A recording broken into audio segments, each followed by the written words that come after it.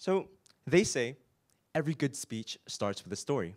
At least that's what the book they had us read before writing our scripts told us.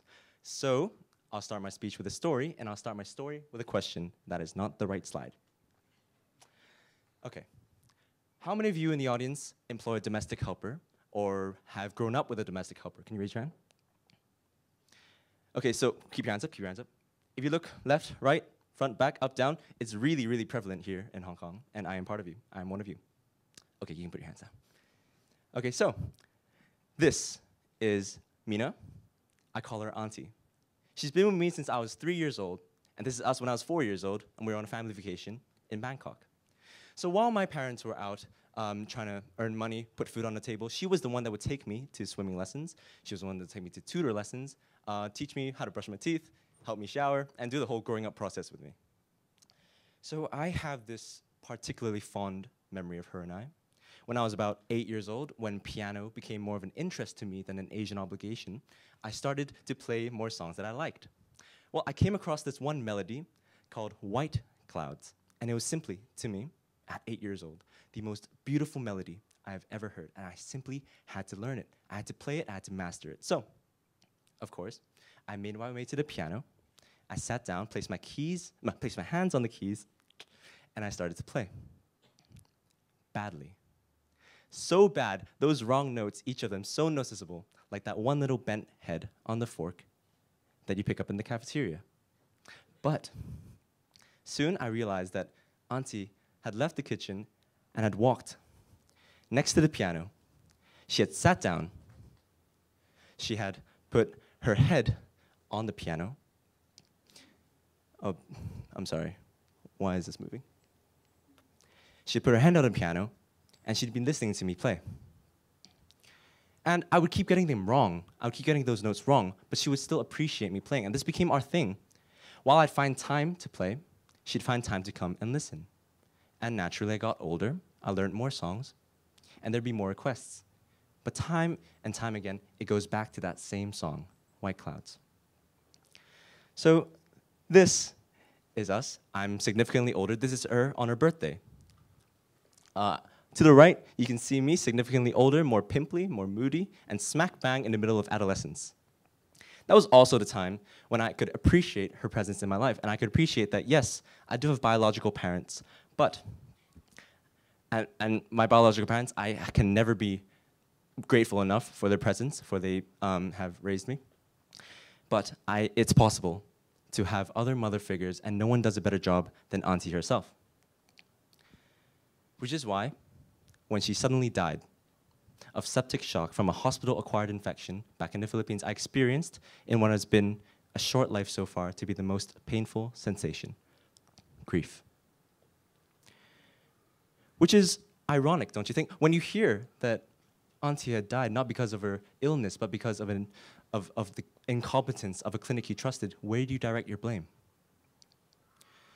In Hong Kong, she tried to wait the 16 hours it took to receive consultation because she was classified as a non-urgent patient. And when she did receive consultation, she was seen for 3 minutes.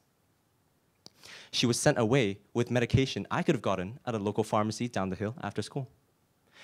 And when she got worse, she didn't want to wait another one of those 16-hour waits. That was when she decided to retire, leave Hong Kong, go back to the Philippines, hoping that maybe something could be done. I can't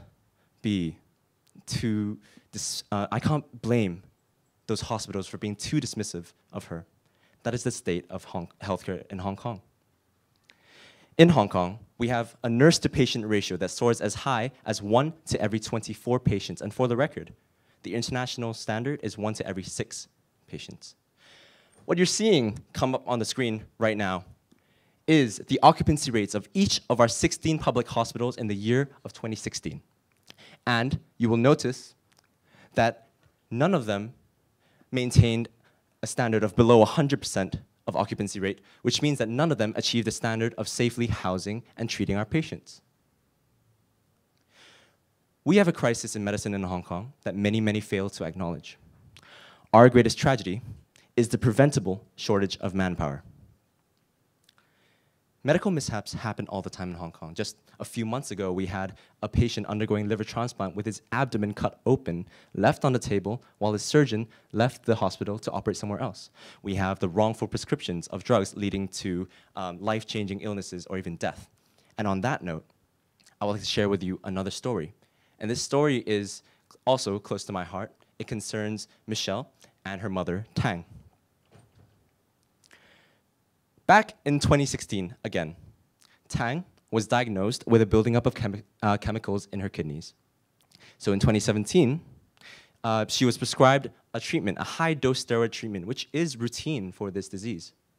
As January became February and March, and then April, Tang showed signs of bleeding and jaundice, which meant that her liver was failing. At the beginning of April, she was admitted to Queen Mary's Hospital, Hong Kong's top-notch and only hospital capable of performing transplant operations. Her current doctors decide to review her medical records, and they find out that she suffers from hepatitis B, and that she should not have been prescribed that high-dose steroid drugs, and that that same prescription was the thing that was killing her liver. Too late. Michelle, 17 years old, and 3 months away from being 18 years old, pleads the hospital to allow herself to be tested so that she could entertain the idea that maybe she could save her mother's life. Not an option. She's not 18 yet. By this time, Tang has received 2 donation attempts, contracted an infection, and fights for her life. 4 months after the incident, 4 months after the wrongful prescription, the hospital finally sits the family down and admits to the mistake. Too late again. In August 2017, Tang suffers septic shock and passes away from her infection. After this tragedy, one question loomed over Hong Kong. How did such experienced doctors miss this? In fact, an independent investigation into this incident showed that, assuming everything was working right, the computer would have told them, no, do not prescribe this medication. This will only kill her liver. So how did these doctors miss this? Why did this case of medical negligence occur? There we go. That same investigation pointed fingers at the insane workload those doctors face, leading to medical negligence on their behalf. We don't have enough doctors to see the patients. We don't have enough frontline nurses to care for the patients. And we don't have enough bed space and hospitals to house the patients. The only thing we seem to have enough of are patients. So the 2 tragedies I presented to you today have one thing in common, that they can both be linked to the problems undermining the healthcare system of Asia's world city, which is looking anything but. So at the beginning of my speech, I promised that I would talk about something I was passionate about. My passion in life is to become a doctor, obviously. And they say, to be a doctor, you must be somewhat academically gifted, somewhat good with maths, and good with numbers. But you might ask, well, what does math and what do numbers have to do with the problems I've been talking about? Well, I'm glad you asked. So, numbers bring us to problem number 1. And there are 5 reasons why a generic exam tops our list at problem number 1. 5% is the pass rate of a license exam if you're unlucky enough to hold a license anywhere else other than Hong Kong and want to provide us with healthcare in Hong Kong. So, for comparison, the reason behind many tiers, the International Baccalaureate, has a pass rate of over 80% worldwide. No one is exempt from this generic license exam, not even the foreign specialist teachers that teach our medical students here how to practice in Hong Kong. So if you've been following the logic, the Medical Council will allow these foreign specialist doctors to teach our medical students how to practice in Hong Kong. Yet they will question these very same specialists on their ability to practice in Hong Kong. Problem number 2. In Hong Kong, the way the clinics are run are different to the way they run in most of the world. So say, for example, in the United States, you get sick, hopefully not commonly, you go to your doctor, they diagnose you, and they give you a prescription. And you go, walk down 3 blocks, 5 blocks, 10 blocks to your local pharmacy, You give your prescription, they'll fill up your prescription, and there you go. You have your drugs. The way things work in Hong Kong, it's slightly different. Clinics and pharmacies are rolled into one. So clinics are now more like business models than beacons of hope, and we need more of the latter than the former. However, some of you in the audience might be wondering, well, what is the harm in some competitiveness? Yeah? Wouldn't that promote better healthcare? Wouldn't that promote overall satisfaction? In principle, yeah. On paper, yeah. However, in practice, things aren't as simple. To protect the jobs of local medics, to protect the businesses of local private physicians, the Medical Council has made it all but impossible, through that generic license exam, through legal traps, for foreign doctors to work in Hong Kong. When you decide that the safety of your job is more important than the safety of a patient's life, I'll accordingly question you. How much is a life worth? 10,000? 20,000? 100,000? How many more patients will have to die until the council, comprised of doctors, will admit that we are failing, that underneath this facade of bright lights is a disease of greed that kills? Problem number 3. Auntie's case is hardly an isolated incident. Tang's entirely avoidable tragedy should not, and I quote our chief executive Carrie Lam, should not be regarded as one single incident. And I completely agree. So it's quite difficult to shine some light on the negativity of the past few minutes, but you might have realized we are all participating in a TED event. And in the spirit of TED, I would like to share some ideas worth spreading, some solutions worth discussing, or some directions we can go from tonight.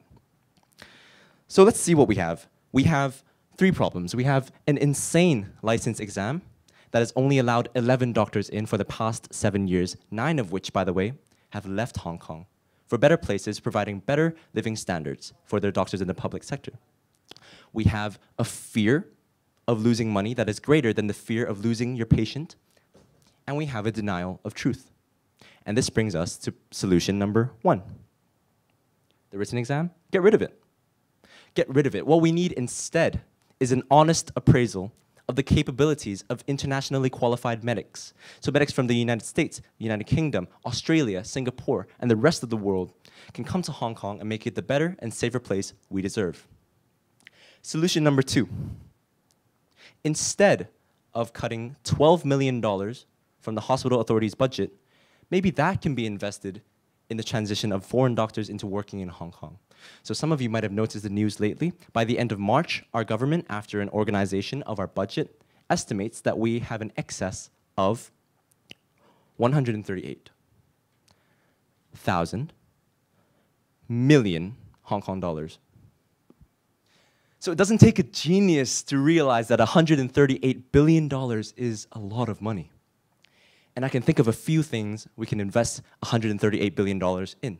We can invest this money in importing more vaccinations against the flu that has killed hundreds already. Or we can invest this money in providing more bed space and more hospital space for our ever-increasing patient numbers from our ever-increasing population. Or we can also invest this money in increasing the living standards of our doctors in the public sector.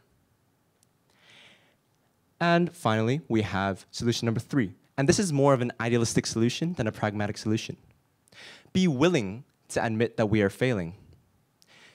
In a culture too scared to face our shortcomings, be willing instead to embrace these problems. Tonight's theme of TED is the fearful truth. And here is the truth. The truth is, the system we call our healthcare is failing us. The truth is, if the relevant authorities do not act, this cycle would just stay the way it is, a cycle. But, and it's a big but,